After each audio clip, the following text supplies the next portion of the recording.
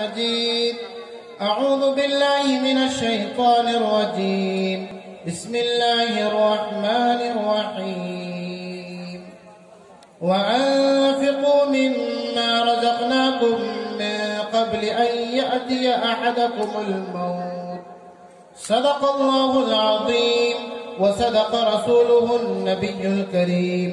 اللهم صل على سيدنا محمد في أوسط كلامنا. اللهم صل على سيدنا محمد في أول كلامنا. اللهم صل على سيدنا محمد في آخر كلامنا. معزز سامعین کرام، اسٹیج پر جلوہ افروز حضرات علماء کرام، بہت تھوڑے سے اور مختصر سے وقت میں دو چار باتیں آپ حضرات کی خدمت میں پیش کر کے اپنی جگہ لے لوں گا، اور الحمدللہ آپ کا پروگرام اختتام کو پہنچنے ہی والا ہے اور ایک حد تک کامیاب ہو چکا ہے. بس پروگرام کا یہ آخری مرحلہ ہے، دعا باقی ہے، اور اس سے پہلے بس ہماری بات باقی ہے. معزز سامعین کرام، نوجوانان اسلام، اس وقت پوری دنیا میں اور خاص طور پہ ہمارے اس پیارے ملک بھارت میں اسلام کے خلاف، مسلمانوں کے خلاف جو نت نئے فتنے رچے جا رہے ہیں، اسلام کے خلاف جو پروپیگنڈے کیے جا رہے ہیں، مسلمانوں کا نام، مسلمانوں کے نشان کو ختم کرنے کی جو محنتیں کی جا رہی ہیں، وہ محنتیں، وہ کوششیں ہم اور آپ سے اب ڈھکی چھپی نہیں رہی. بہرحال حضرات سامعین کرام، میں بہت مختصر وقت میں دو چار باتیں عرض کرنا چاہتا ہوں. ہمارے وہ ساتھی جو روڈوں میں رہ کر یا دکانوں کی زینت بن کر سن رہے ہیں، آپ حضرات سے ادباً درخواست ہے کہ 5-10 منٹ کے لیے آپ لوگ پنڈال کے اندر تشریف لائیں تاکہ دعا ہو سکے. اس لیے کہ اللہ کے نبی نے فرمایا ہے الدعاء مخ العبادہ، کہ دعا عبادت کا مغز ہے. گویا کہ آپ نے دین کی باتیں اب تک سنی تو ایک طرح سے آپ نے ایک عبادت کا کام کیا. علماء نے دین کی باتیں کی تو گویا کہ انہوں نے عبادت کا کام کیا. تو جب ہم نے اور آپ نے عبادت کا ایک کام کیا تو کیوں نہ عبادت کا جو مغز ہے دعا اس وقت تک شامل رہے. تو اس لیے ہمارے وہ حضرات جو باہر روڈوں سے سن رہے ہیں، آپ 5 منٹ کے لیے تشریف لائیں، دعا ہوگی، پھر انشاءاللہ آپ کو بھی اور ہمیں بھی آرام کرنا ہے. بہرحال حضرات ناظرین کرام، میں زیادہ طول اپنی بات کو نہ دے کر کے ایک بات کی طرف آپ کو اشارہ کرنا چاہتا ہوں کہ قرآن مقدس میں اللہ تبارک و تعالیٰ نے ایک سوال قائم کیا، من ذا الذی یقرض اللہ قرضا حسنا فیضاعفہ لہ اضعافا کثیرہ واللہ یقبض ویبسط والیہ ترجعون. اس آیت کا ترجمہ بعد میں بتلاتا ہوں. سب سے پہلے میں اس پر ایک واقعہ بتانا چاہتا ہوں کہ ایک صحابی ہے جن کا نام حضرت ابو الدحداء رضی اللہ تعالی، یہ انصاری صحابی ہے. جب یہ آیت نازل ہوئی اور اس آیت میں اللہ تبارک و تعالیٰ نے ایک سوال قائم کرتے ہوئے قرآن کے ماننے والے، نبی کے دیوانے، نبی کے نام پر مر مٹنے والے اور مسجد میں 5 وقت جا کر اپنی پیشانی کو اللہ کے سامنے جھکانے والے بندوں سے سوال، اللہ نے سوال قائم کیا، من ذا الذی، کون ہے وہ شخص، یقرض اللہ قرضا حسنا، کہ جو اللہ تبارک و تعالیٰ کو قرض حسنا دے.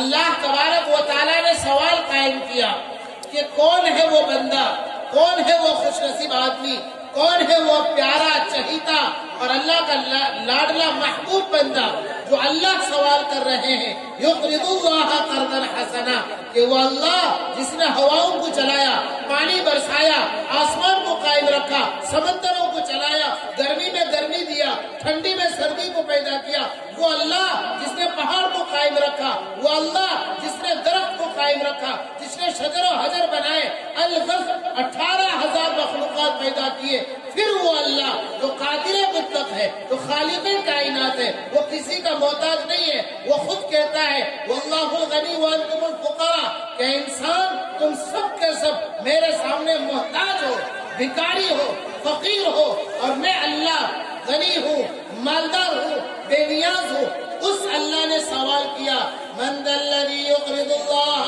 کون ہے وہ بندہ جو اللہ کو قرض دے گا؟ قرآن پاک کے سورہ بقرہ کی آیت ہے، اللہ کو قرض دے گا۔ اچھا اللہ کیوں قرض مانگ رہے ہیں؟ کیا نعوذ باللہ اللہ محتاج ہو گئے؟ کیا نعوذ باللہ اللہ غریب ہو گئے؟ نہیں، ہم مومنوں کا، مسلمانوں کا، ایمان والوں کا یہ عقیدہ ہے کہ اللہ تبارک و تعالی دینے والے ہیں اور وہ دیتا چلا جاتا ہے، کبھی اس کے خزانے میں رائی کے دانے کے برابر بھی کبھی نہیں آ سکتا۔ اس کے باوجود اللہ نے سوال کیا من ذا الذی یقرض اللہ قرضا حسنا، کون ہے وہ بندہ جو اللہ کو قرض حسنا دے؟ ہم نے قرآن سے سوال کیا کہ قرآن تو بتا دے اللہ نے قرض حسنا کا مطالبہ کیوں کیا؟ اللہ نے انسانوں سے، اپنے بندوں سے، جن بندوں کو اللہ نے خود پیدا کیا، بندوں کو دولت اللہ نے دی، بندوں کو مالدار اللہ نے بنایا، سانس لینے کے لیے ہوا اللہ نے دیا، پانی پینے کے لیے پانی کا انتظام اللہ نے کیا، اس اللہ نے بندوں سے کیوں مانگا، کیوں سوال کیا؟ اس کا مطلب کیا ہے؟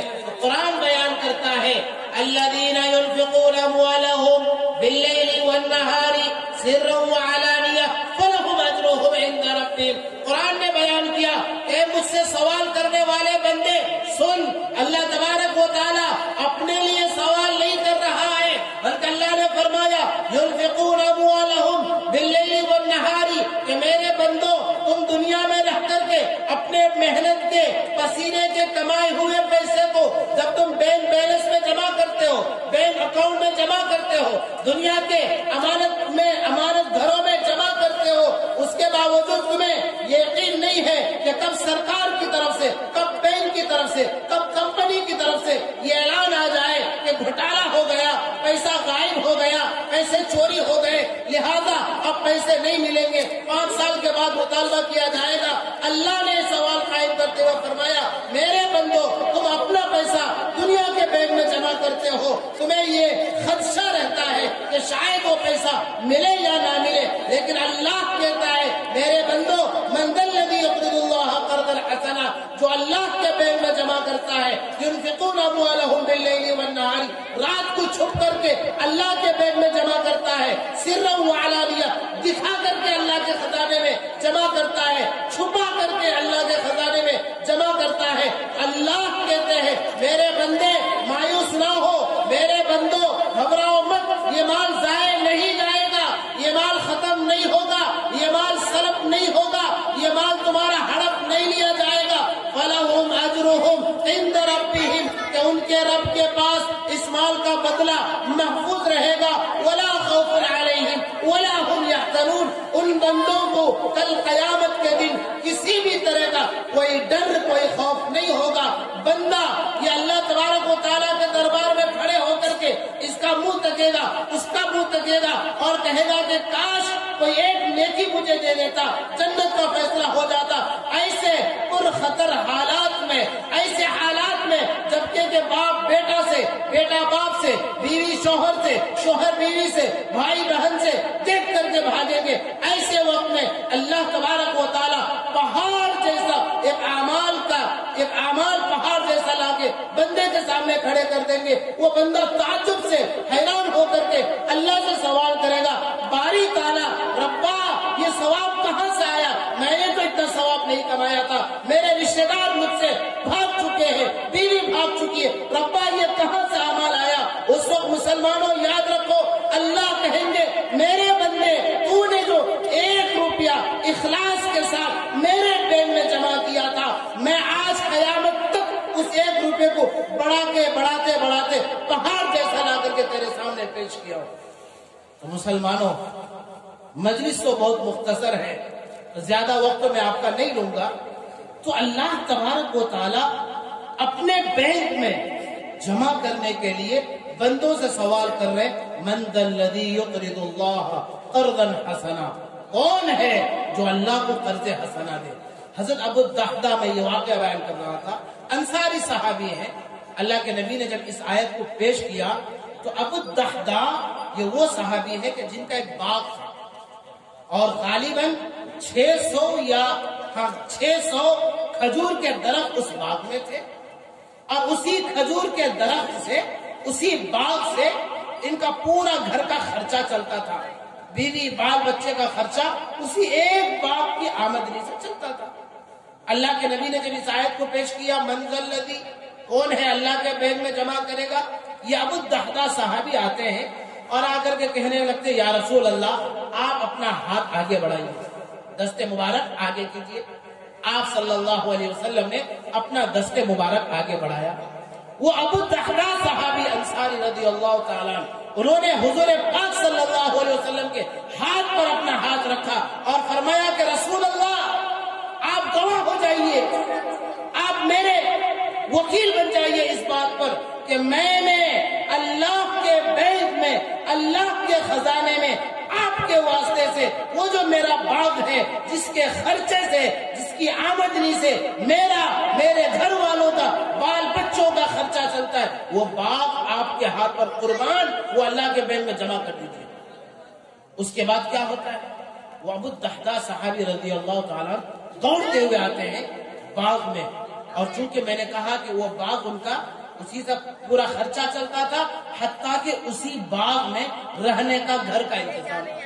اب ابو الدحداء انصاری رضی اللہ تعالیٰ یہ صحابی آتے ہیں اور کہتے ہیں او ام دحداء، او دحداء کی امی، اے میری بیوی، آؤ باغ سے باہر نکلو.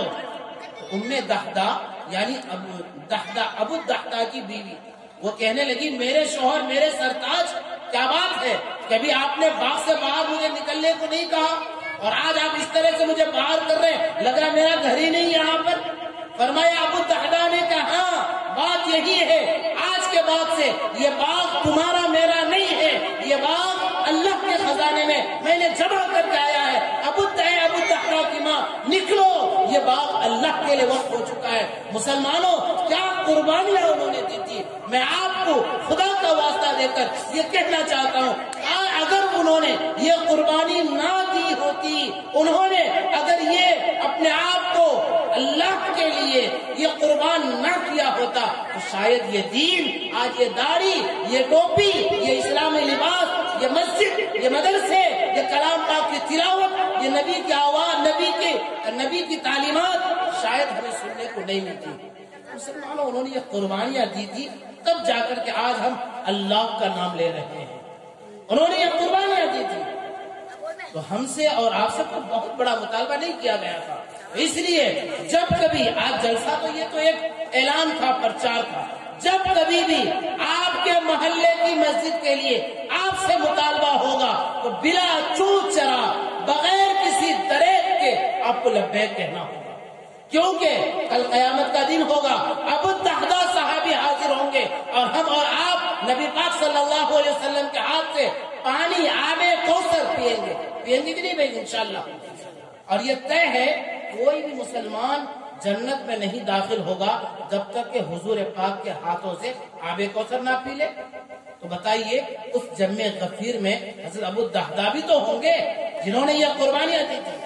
اگر آپ کے سامنے جب کبھی بھی کل پرسوں جب مسجد کی تعمیر کا کام ہوگا، مسجد کے ڈھلائی کا کام ہوگا، بے شمار کام باقی ہے، جب کبھی آپ سے مطالبہ ہوگا مسجد کے لیے 10 بوری سیمنٹ، 1000 اینٹ کا مطالبہ، جو بھی مطالبہ آپ سے ہوگا آپ کو لبیک کہنا ہوگا. یاد رکھیے وہ میدان محشر، وہ چلچلاتی دھوپ ہوگی، سورج بالکل سر کے اوپر ہوگا اور حضور پاک صلی اللہ علیہ وسلم آب کوثر کا پیالہ بڑھائیں گے اور کہیں گے کہ میرے امتی یہ پانی پی اور جنت میں چلا جا. ایسے وقت میں ابو الدحداء صحابی بھی ہوں گے، حمزہ بھی ہوں گے، حضرات حسنین بھی ہوں گے. وہ کہیں گے میرے نانا، میرے بھتیجے، میرے نبی، میں نے ان تک آپ کا دین پہنچنے کے لیے باغ قربان کر دیا. کوئی کہے گا یا رسول اللہ میں نے جان قربان کر دی، کوئی کہے گا یا رسول اللہ میں نے خاندان کو لٹا دیا. ان لوگوں کے تیرا پیغام پہنچنے کے لیے جب ان کے سامنے مسجد کے لیے مطالبہ ہوا تھا تو انہوں نے مسجد کے تقاضے پر اپنے آپ آپ کو نہیں اتارا تھا. جب یہ شکایت ہوگی اور اللہ کے نبی اگر وہ بڑھتا ہوا ہاتھ پہ آ تھا یوں واپس ریٹرن کر لیے تو بتائیے مسلمانوں اس وقت کیا حشر ہوگا میرا. حدیث میں ہے, بخاری کا الفاظ ہے سحقن سحقن بعدن بعدن, یہ الفاظ ہے. یعنی اللہ کے نبی فرمائے سحقن, چلو دور ہٹو دور ہٹو, تم نہیں ہو میرے امت کے, تم نے میرے اسلام کی حفاظت نہیں کی, تم نے میرے دین کے تقاضوں پر عمل نہیں کیا, تم نے میرے دین کے لیے اپنے آپ کو پیش نہیں کیا. سحقن سحقن, ہٹو یہاں سے, دور ہو جاؤ. حدیث میں ہے, روایت الفاظ ملتے ہیں کہ نبی اور اس بندے کے بیچ ایک دیوار حائل ہو جائے گی. اب وہ کہیں کا نہیں رہے گا. جب آب کوثر پیا ہی نہیں تو جنت میں کیسے جائے گا؟ اس لیے مسلمانوں, جب کبھی بھی مسجد کے لیے آپ سے اور ہم سے مطالبہ ہوگا تو ہمیں لبیک کہنا ہوگا. کیا بتائیے, آج ہمارے گھر پکے بنے ہوئے, ایک آدمی اکیلے کما کر کے, اکیلے ایک آدمی کما کر کے 2 منزلہ بلڈنگ ٹھوک سکتا ہے. کیا پورا محلہ مل کر کے اللہ کا گھر نہیں بنا سکتا؟ ضرور بنا سکتا ہے. تو یہ ہمت آپ کو کرنی ہوگی, یہ حوصلہ اپنے دل کے اندر پیدا کرنا ہوگا. حضور پاک صلی اللہ علیہ وسلم مجلس میں بیٹھے ہوئے تھے, تو بیٹھے بیٹھے اللہ کے نبی نے فرمایا کہ ایک بندہ, اللہ کا نیک بندہ تھا, وہ کہیں جنگل میں رہتا تھا, اور ایک بندہ وہ دیکھا کہ بادل سے آواز آ رہی ہے, بادل, بارش سے پہلے جو بادل ابر, وہ بادل میں آواز آ رہی ہے کہ اے بادل فلاں گاؤں جاؤ, اس گاؤں میں میرا ایک فلاں بندہ رہتا ہے, اس کے کھیت میں جا کر کے تم پانی برسو. تو یہ جو جنگل میں یہ بندہ تھا, یہ واقعہ مسلم شریف کی روایت میں ہے, اللہ کے نبی بیان فرما رہے ہیں. تو وہ جو بندہ جنگل میں تھا اس نے یہ غیب کی آواز کو سن لی, تو اس نے کیا کیا, بادل جدھر جا رہا ہے یہ بندہ زمین میں ادھر ہی جا رہا ہے. ادھر وہ دیکھ رہا ہے کہ بادل اس طرف کو مڑا, بندہ نیچے مڑتا چلا گیا. پھر دیکھتے دیکھتے بادل ایک چٹیل پہاڑ میدان میں جا کر کے بادل بالکل رک گیا. اب وہاں سے اس چٹیل پہاڑ میدان, وہاں پر بارش ہو رہی ہے اور سارا کا سارا پانی وہاں پر برس کر کے ایک نالے میں جمع ہو کر کے کہیں جا رہا ہے. وہ بندہ اس ماجرے کو دیکھتا ہے کہ پانی بادل سے برس رہا ہے, پھر نالے کے واسطے سے کہیں جا رہا ہے. اب پانی کے پیچھے پیچھے یہ بندہ چلا گیا. دیکھتے دیکھتے کیا دیکھتا ہے کہ کہیں کنارے پر ایک بندہ ہے, وہ اپنے برتن سے, ڈول سے پانی کو لیتا ہے اور اپنے کھیت میں انڈیل دیتا ہے. وہ جو پیچھا کرتا ہوا بندہ تھا, اس نے سوال کیا, بھائی تمہارا نام کیا ہے؟ اس بندے نے وہی نام بتایا جو نام اس نے بادل میں غیب کے طور پر سنا. اس نے کہا کہ میرا فلاں نام ہے. اب یہ بندہ حیران ہو گیا, یہی نام تو میں نے بادل میں سنا اور اسی بادل کا پیچھا کرتے ہوئے اس تک میں نے پہنچا ہے. اس بندے نے کہا کہ بھائی تمہیں میرے نام سے کیا لینا دینا؟